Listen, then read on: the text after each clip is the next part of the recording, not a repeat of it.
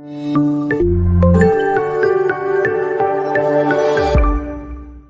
आज पार्ट 4 पढ़ रहे हैं। उस पार्ट 4 में आज हम जो सीख रहे हैं उन प्रीपोजिशंस में क्या है, बिसाइड क्या है, बिसाइड क्या है, बिटवीन एंड अमंग। अब ध्यान से देखना है हमको। यहाँ बिसाइड का हिंदी मतलब होता है के बगल में। क्या अब के बगल में या के समीप, के बगल में या के समीप। ठीक है, आप सभी ये पूरी क्लास के अंदर बैठे हो। ठीक है, हम आपको सिंपल आपके क्लास के अंदर का एग्जाम्पल देने वाले हैं। ठीक है, अभी देखना, अभी जस्ट यहाँ हम स्टैंड हो रहे हैं।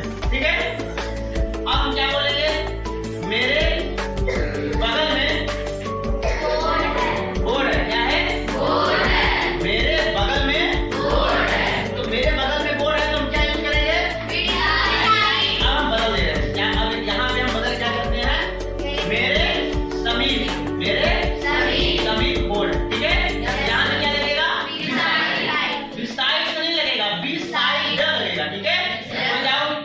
अब आप सभी अपनी बेंच पर जहां भी बैठे हो, अपने लिए अगर आप एग्जाम्पल थिंकिंग करना चाहते हो तो बस 10 सेकंड में सोच सकते हो।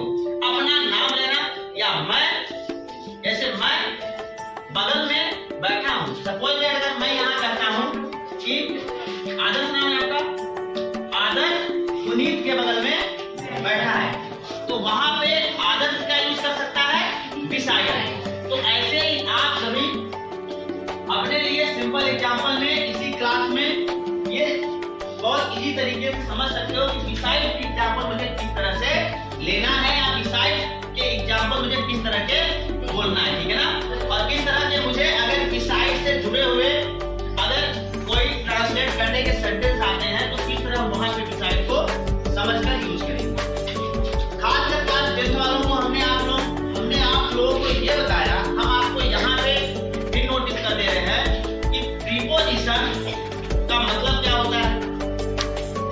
प्रीपोजिशन आता कहाँ पर है, जैसे सेंटेंस में आपको यूज कहाँ पे करना है, प्रीपोजिशन की फॉर्म बदलती है कि नहीं बदलती है, नहीं बदलती। इन सब के बारे में हमने आपको क्लियर कर दिया है।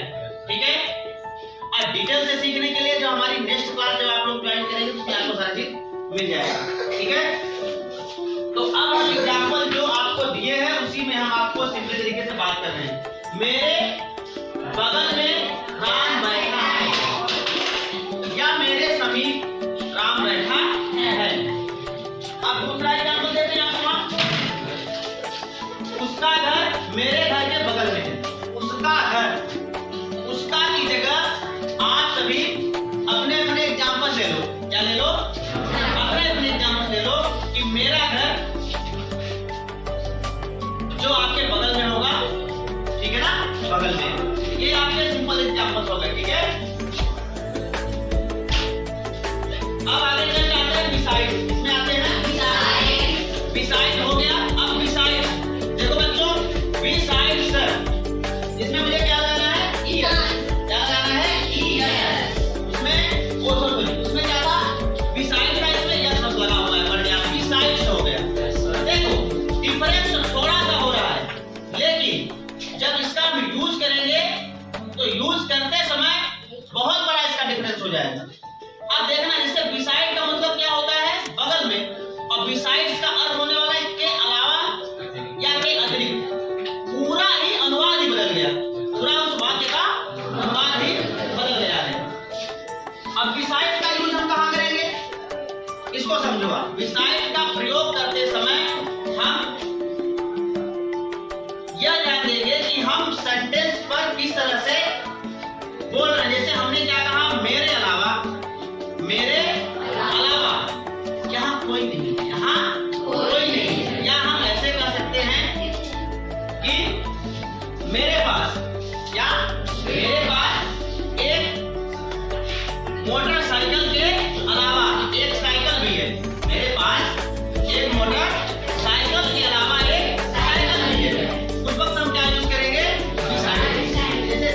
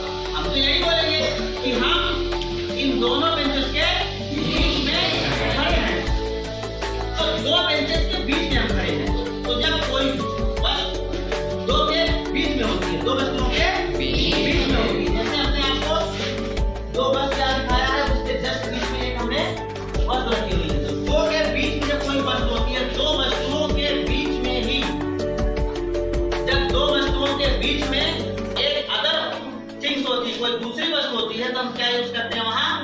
बिटवीन। क्या? बिटवीन। अगर दो से ज्यादा हो गई तो बिटवीन नहीं लगेगा।